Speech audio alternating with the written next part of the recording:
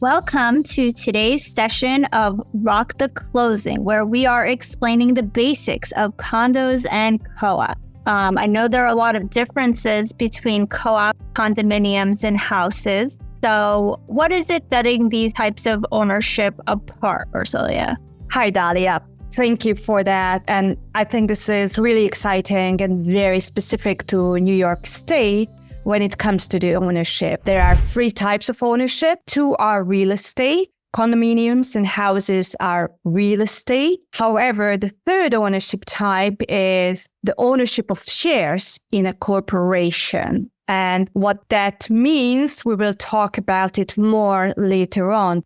So let's dive in. What's the difference between the three types of ownership? We were thinking with Dalia that we would give you a little bit of a factual overview, how to differentiate this ownership. So let's talk about it. Dalia is going to talk about condos and houses, and I will mention the equivalent facts for cooperatives.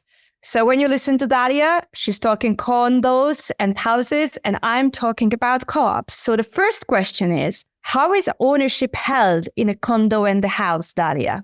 Okay, so this is really important. A condo and a house are both physical properties. So we hold those in a deed. So the format is maybe you've seen a deed or a title, right, where someone is deeding a property to someone else. Okay, that is how a condo or a house is held in ownership. Now, this deed gets recorded in what's called ACRIS, the Automated City Register Information System. And this is publicly available. So if you wanted to know about the ownership of a particular condo or house, you can look it up in ACRIS because they are recorded there. All right. So in contrast, how is a co-op held? Ownership in a cooperative is held in a very different way. A cooperative is a corporation. Their owners own a share certificate, and they are also signing a proprietary lease. These two documents together are the proof of ownership within a cooperative. This does not get recorded. So you cannot look it up who is the owner of a certain co-op apartment. It is registered and maintained by the building, either by the management company, or if the building is self-managed, then someone in the building will be holding basically a book of shares and will have a historical knowledge who owns which apartment through certificates and proprietary lease. Okay, now let's talk about it. How do you ensure ownership? Dalia, when it comes to a condo and a house, how is insurance done?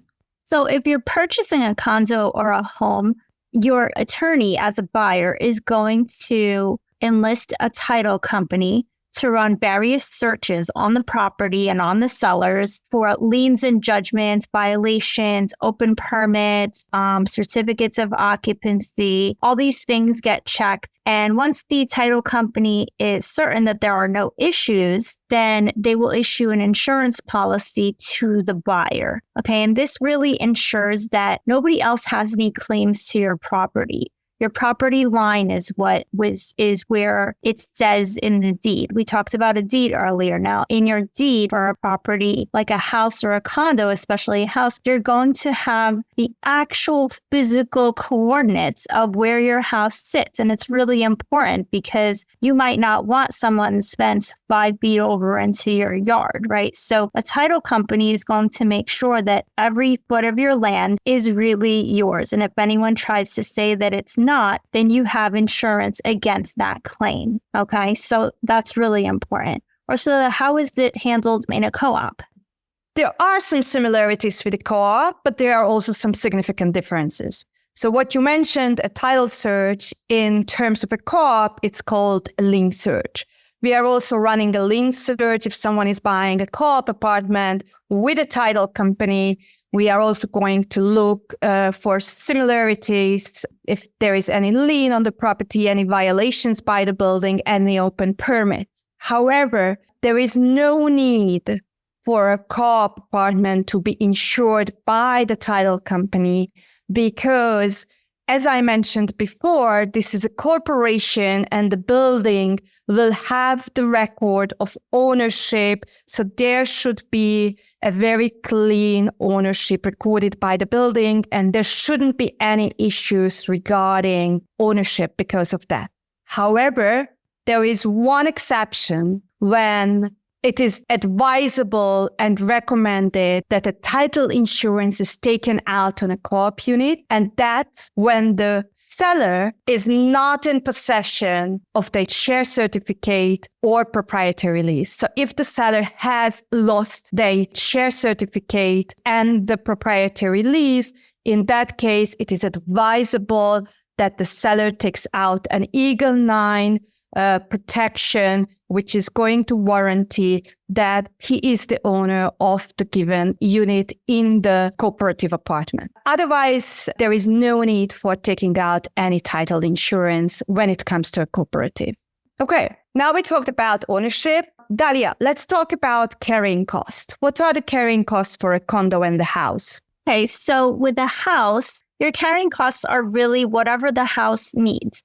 The repairs will be the owner's responsibility. So if you are the seller and you are selling your house, it will be your responsibility to make sure the house is in good working order, such as the plumbing and the electricity. As a buyer, you will continue this responsibility as the new owner of the house and continue with the repairs. Now, in a condo, you pay common charges. So common charges are basically extra fees that the condo board issues to keep the common areas of the property intact, such as if there is a garden area, or there's a pool, or a lobby, or a laundry room. These are costs that they collect from all the condo owners, and then they call it common charges. It all goes into a pot, and it's decided on what amounts will be attributable to what repairs and what other upkeep that you may need for the property. In contrast, Orsolio, what about co-op? Thank you for explaining it in such detail with the condos. It makes my explanation very easy because in terms of a co-op, similarly, shareholders, they are paying exactly the same as condo owners. However, we are not calling it common charges. We are calling the contribution maintenance. Okay? And I'm not going into further details because, again, Dalia provided an excellent explanation. However, what about real estate taxes, Dalia? Are there any on houses and condos? Yes. So houses and condo owners pay their respective real estate taxes. So as an owner of a condo or a house, you may be billed quarterly or up to have them collected with your mortgage. And we will discuss that more in an episode when we talk about mortgages. But it is the responsibility of the condo and the house owners to pay the taxes directly to the government. What about co-ops, Orsolio? What's the tax situation there? So with co-ops, it's somewhat different. There is also real estate tax on co-ops. However, this is usually paid by the building. That means that you will not pay per apartment. Taxes will be paid by the building, and the real estate taxes are built into the maintenance. So you can ask your management company if you are living in a co-op. You can ask the building who takes care of the building if it's self-managed, or the CPA who is doing the taxes for the building. You can ask, and you usually should be receiving annually and see how much is paid for maintaining the building out of your maintenance and how much is paid towards real estate taxes. That should be included in your maintenance explanation. However, when it comes to co-ops, there might be a different tax. Not all the co-ops will have it, but some co-ops do have a so-called flip tax. And I wanted to mention it here because we are talking about taxes. A flip tax means that some cooperatives are charging the seller a certain amount when the seller is selling the apartment. Sometimes it's defined by a certain percentage. Sometimes it's calculated in a very different or in a very complex way. And the flip tax is usually paid only one time at the time of sale when it comes to the closing, and the flip tax benefits the building, and usually the flip tax is used for the building's reserve for any major renovation that the building requires. It's a benefit of the building, and it's called flip tax. And once again, not every cooperative will charge a flip tax, and it differs building by building, just to mention it. Okay.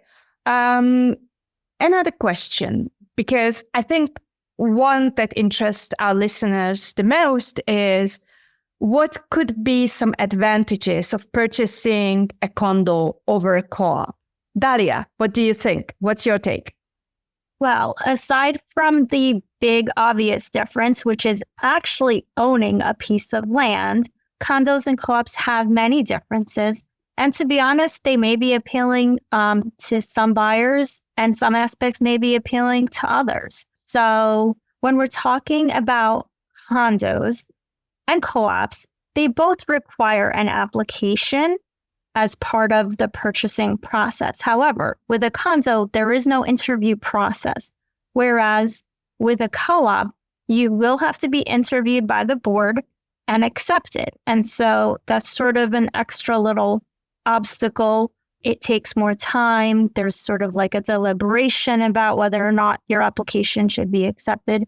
So another difference is when you are going to sell your condo, the board has a first right of refusal for purchasing, whereas in a co-op, that's not the case. You can just sell to whoever you'd like. All right. With a condo as well, because you do own the property, there generally are fewer rental restrictions. And so if you live in a condo and then you move somewhere else, if you wanted to rent out your apartment or your condo, you could probably do that with fewer restrictions. Whereas in a co-op, there are generally more rental restrictions. The board may require an interview with a potential tenant. There may be fees associated with renting your co-op. And so that's definitely something to consider also, especially in New York City. Those costs can be prohibitive, and those conditions can be prohibitive with a co-op as well. So those are some big ones. Ursula, can you think of any other differences or advantages? So there are a few more, I think. So one is, for example, that when you are purchasing a condo, then there is a so-called mortgage recording tax, which can be quite hefty, and it is paid by the purchaser. On the other hand, when you are purchasing a co-op and the purchaser is taking out a mortgage, there is no mortgage recording tax because you are not buying real property, you are buying shares in a corporation. So therefore, there is no mortgage recording tax. But for example, in case of a condo, there is no need to receive an approval by the condominium board if you take out a mortgage as a buyer.